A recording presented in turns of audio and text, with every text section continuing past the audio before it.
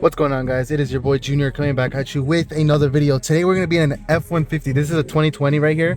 What we're going to be doing today is we're going to be taking out the radio. So if you guys want to know how to take out the radio of a 2020 or the same generation, if your dash looks like this, then I'll be helping you how to take off the radio. What you need is a popper panel and a 7mm to remove the screws and pop the panels without scratching them. Well, the reason we're taking out this radio is because we're going to be installing a Tesla style radio on this vehicle today, so I'm also going to be displaying that. So if you're also in tune and excited to see that, make sure to stick after the the disassembly of the radio, and then I'll showcase the installation, and then I'll showcase the radio. All right, so let's get started. All right, so first step in removing a 2020 F150 radio is, you see the speaker grill right here. What you're going to do is you're going to get your popper panel, preferably plastic so you don't scratch anything. You're going to wedge it in between and pry upwards. You can use your hand to help. The clips are very hard. It's going to feel like you're breaking it, but you just got to give it the right amount of pressure and it will come off, I promise. The last one's always the hardest. There you go. And then after you get that out, there's going to be two 7mm going down that way. Those are out.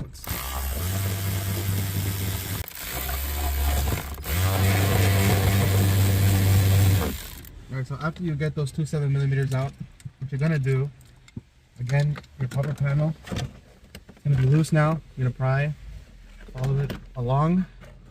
There's clips as well. Here. Pry upwards. There you go. The clips are incredibly hard in this vehicle. I don't know why. You can throw this aside. You don't have to disconnect it. You're going to take off these two 7mm.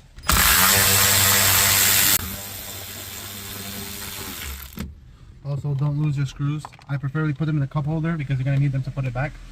Now, after you get those two out of the way, it's all just pull. So you're gonna position your hands where the kit is, right here, where it starts, and you're gonna pull towards you. So there you go. There you go.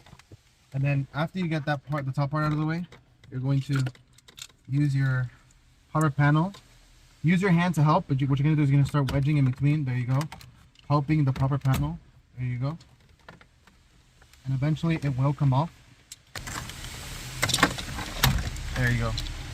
Alright, so after it's out, all that's left and what's holding it in is plugs. Alright, so let me see if I can show you guys.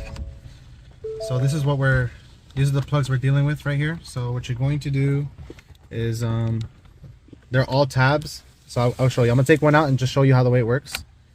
So you see this tab right here? You're gonna push down and pull outwards. Same thing with the other one.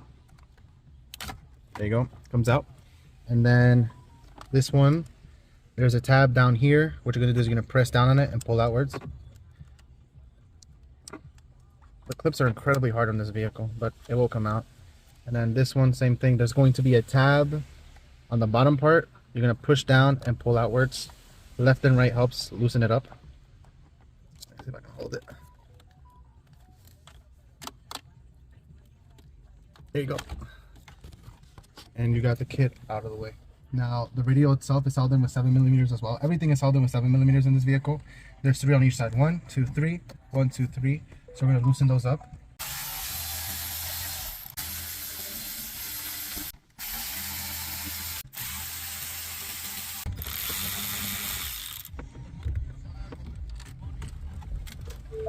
There you go. That is step 1. This is just your display. The radio is actually this one. Same thing, 7mm. There's 4. We're gonna remove those as well. But before we remove that, the way you remove this clip is you push down here, and then this tab, this is a lock. You push down and pull this towards you, and it comes out very easily. This tab again, you push down, left and right helps. And then this one, same thing. This one has a tab. Let me put these screws down. It has a tab. You push down, and it comes off. All right, and this is how the radio turned out. I was gonna film an installation part of the video.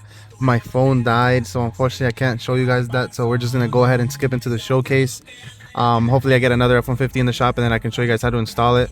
The installation process is I'm not going to say it's difficult, but I'm not going to say it's easy. You just need a lot of patience, just because you do need to transfer the AC motherboard to this new case. But other than that, the radio does grow a little more. You can see that it grows to a 14.5 inch. This is for an F150 2020. This is a Sync 3, but it doesn't matter if you have Sync 2 or Sync 1 or no Sync. It's the exact same radio, just maybe a different user interface. So the Sync doesn't really disappear, meaning that the radio is still back there. It just gets a brand new display, so you can see that's the same. We gotta turn on the vehicle. Give me a second. Now reverse. There you go. That is the backup camera. That's the original factory backup camera. And if you want to see what the original user interface is, it would be on console. There you go. See, like I said, the radio is still back there. It just gets a brand new display. Why? Well, because the Ford vehicles come with Sync 1, Sync 2, or Sync 3, as I mentioned prior, and those cannot be recuperated, so they have to stay there. So our company has made a way to like add a Tesla style onto that, but not lose the factory radio, because people don't want to do that. Now, since the Sync feature is still there, you don't lose your steering wheel controls. They also work when you're not in radio, like if you're watching YouTube, Netflix, and all that. We can actually showcase that. So the same way with all the other videos, you swipe down to give it to Wi-Fi. You hold, press use Wi-Fi, give it a second. It's gonna look for the nearest hotspots or Wi-Fi's. This is the business's Wi-Fi right here, so we're gonna let that connect. Connected, and then now we can go to let's swipe up, and these are the factory apps that it comes in. You can download a lot more just because it comes with a Play Store. So you can start downloading YouTube, Netflix, Hulu, all that good stuff. It's pretty much like you buy a brand new phone for the vehicle. Now, depending on what kind of phone you have, if you have an iPhone, it'll be wireless Apple CarPlay. If you have an Android, like an LG or a Samsung, it'll be Android Auto. So the way it works is if you connect to Bluetooth, look, the client is not even here. His phone is not even here. He's just in the general vicinity. He is in the shop. But if I press Car Auto, then his Android Auto is working just because he's connected. So that's a lot more convenient than having an ugly cable sticking out of your dash. Let's say this one. See how insanely quick that is? That's the speed of 6x128. So you want to make sure you're buying the right gig speed. You know, you pay for quality. And then we can also put the volume up.